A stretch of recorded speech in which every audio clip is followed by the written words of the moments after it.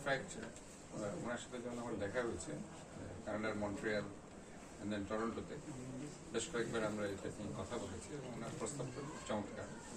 আসলে আমাদের অনেক মারা আছেন বাচ্চাদেরকে আসলে ব্রেস্ট ফিডিং করতে পারেন।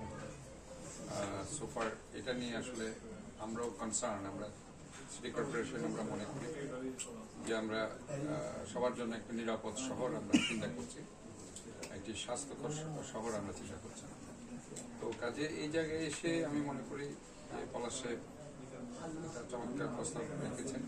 আমরা সেটা যেহেতু ফার্স্ট টাইম চিটং সিটি কর্পোরেশন এসেছেন এ ব্যাপারে আমরা ওনার সাথে কথা বলবো।